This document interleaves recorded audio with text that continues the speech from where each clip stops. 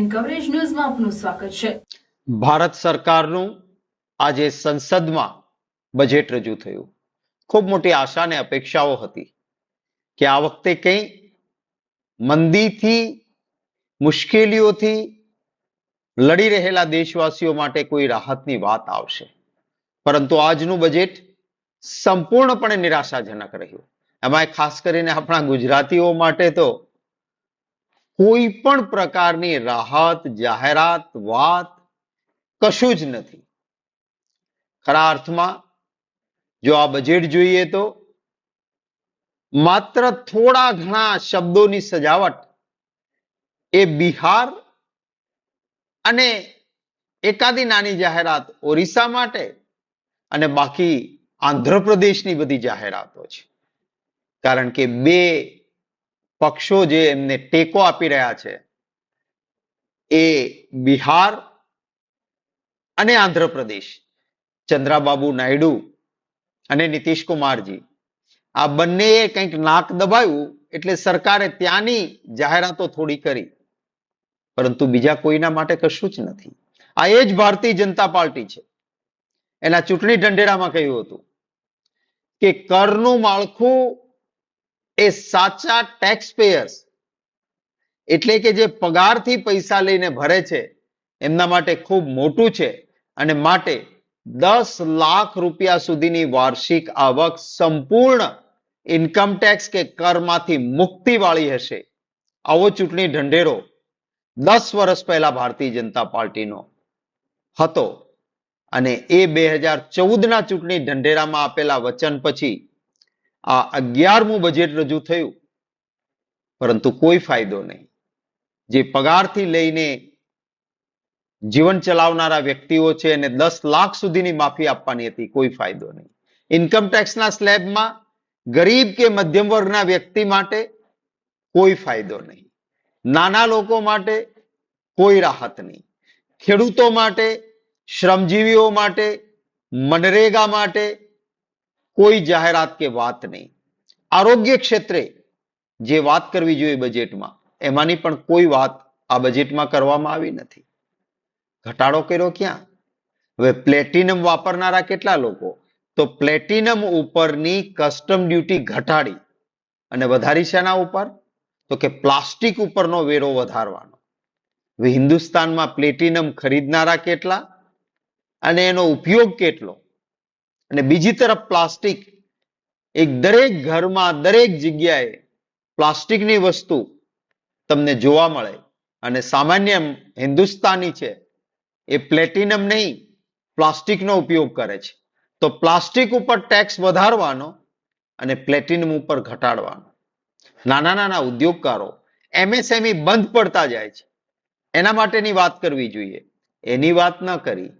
કેવી વાત કરી કે ફોરેન કંપનીઓ અહીંયા જે આવે છે એના ઉપર જે ટેક્સ છે એ ટેક્સમાં અમે ઘટાડો કરીશું। અરે ભાઈ, વિદેશીઓ પ્રત્યેનો આટલો બધો પ્રેમ શેનો છે તમને? ખરેખર તો આપણા દેશના લોકોને જરૂરિયાત છે, એને મદદરૂપ બનો ને તમે। ખેડૂતો માટેની કોઈ નક્કર વાત કે યોજના નથી। આ દેશ એ ઉદ્યોગ પ્રધાન દેશ નથી, આપણો દેશ એ ખેતી પ્રધાન દેશ છે, તો ખેતી માટેની જે વાત કરવી જોઈએ કે એને ફાયદા માટેની વાત કરવી જોઈએ એમાંની કોઈ વાત કરવામાં આવી નથી।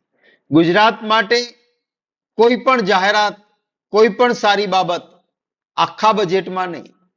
તમને આસામ દેખાય છે, તમને બિહાર દેખાય છે, તમને આંધ્રપ્રદેશ દેખાય છે, ત્યાં પૂર આવે છે ને લોકોને નુકસાન થાય છે દેખાય છે, તો મારા ગુજરાતમાં આજે જઈને જુઓ ઘેડ પંથકમાં કેવી હાલત છે ખરાબ ખેડૂતોની। વારંવાર પૂરના પાણી ઘૂસે છે। જુનાગઢ જિલ્લાના એ ગામડાઓ જુઓ, પોરબંદર શહેર જુઓ કે દ્વારકાનો વિસ્તાર કે દ્વારકા જુઓ કે ક્યારેક ક્યારેક ઉત્તર ગુજરાત પણ પાણીમાં તરબોળ થાય છે। દક્ષિણ ગુજરાતના કેટલાક વિસ્તારોમાં પૂરના કારણે મુશ્કેલી થાય છે। તો તમને બીજા બધા રાજ્યો માટે આ વાતની ચર્ચા થઈ, તો ગુજરાતના ઘેડ જેવા વિસ્તારો અથવા વારંવાર પાણીના પૂરથી તારાજ થતા વિસ્તારો છે એના માટેની જાહેરાત ન હોવી જોઈએ બજેટમાં? કોઈ પણ વાત નથી કરવામાં આવી। જે પોતાના સાથીઓ છે ને બિહાર અને આંધ્રપ્રદેશ એને લોલીપોપ જરૂર આપી છે, પરંતુ એમાંય નક્કર વાત તો નથી જ. ત્યારે આ બજેટ સંપૂર્ણ નિરાશાજનક છે. કોઈ પણ સારી બાબત એવી નથી કે જે બાબતથી સામાન્ય નાગરિક, આમ ગુજરાતી કે આમ હિન્દુસ્તાનીને ખુશી થાય, એવી એક પણ વસ્તુ આમાં કહેવામાં નથી આવી. આ નિરાશાજનક બજેટ ભારતીય જનતા પાર્ટીની સરકારે રજૂ કર્યું ત્યારે ક્યાંક ક્યાંક જે રાહુલ ગાંધીજીએ ન્યાય યોજના કરી હતી, યાત્રા કરી હતી, આપણા ચૂંટણી ઢંઢેરામાં કોંગ્રેસ પક્ષના કેટલીક બાબતો કરી હતી. આપણે કહ્યું હતું પહેલી નોકરી પક્કી અને જે સ્ટાઇફંડ આપવાનું નોકરી ન મળે ત્યાં સુધી, એ વાતને કોપી પેસ્ટ આ બજેટમાં કરી, પણ એ પણ નજીવી રકમ. અને પેલું આપણે ઘણી વખત નહીં લોભામણી લાગે જાહેરાત, ખરીદવા જાઓ પછી ઝીણા અક્ષરે લખ્યું હોય TNC અપ્લાઇઝ, ટર્મ્સ એન્ડ કન્ડિશન અપ્લાઇઝ, અને ટર્મ્સ એન્ડ કન્ડિશન્સ એટલે કે શરતો એવી હોય કે લોભામણી જાહેરાતમાંથી કાંઈ ફાયદો ન હોય, સરવાળે તમારે જ ઠગાઈ જવાનું હોય. આ પ્રકારની વાતો છે. દરેક જગ્યાએ શરતો મૂકી દીધી છે. એટલે અમારો જે લોકોને મદદનો જે ન્યાય યોજનાનો ચૂંટણી ઢંઢેરો ક્યાંક ક્યાંક કોપી કર્યો, પણ એમાં પણ TNC એટલે કે શરતો એવી મૂકી છે કે આખરે કોઈને ફાયદો થવાનો નથી. દેશવાસીઓને મોંઘવારીનો માર વધારે નડવાનો છે. નોકરિયાત વર્ગને ટેક્સનું ભારણ વધારે થવાનું છે, ફાયદો કંઈ થવાનો નથી. યુવા જે નોકરી ઈચ્છે છે એને નોકરીના નામે ઠેંગો છે, આમાંથી કોઈ ફાયદો નહીં થાય. નાના ઉદ્યોગકારો, ખેડૂતો, મજદૂરો, એને કોઈ લાભ આ બજેટથી નથી. માત્ર ફુગાવો વધશે, મોંઘવારી વધશે, મુઠ્ઠીભર મિત્રો છે એમના એ માલામાલ થશે. પ્લેટિનમ ખરીદનારો રાજી થશે કે કસ્ટમ ડ્યુટી ઘટી, પણ પ્લાસ્ટિકનો વપરાશ કરનારો આમ ગુજરાતી કે આમ હિન્દુસ્તાની એને દુખી થવાનું છે આ બજેટમાંથી. એમના ઉપર ટેક્સ વધ્યો છે. અતિશય કષ્ટદાયક બાબત એ વાસ્તવિકતા છે આજના ભાજપની સરકારના બજેટની. ऐसे ही अन्य खबरों के लिए चैनल को सब्सक्राइब कीजिए।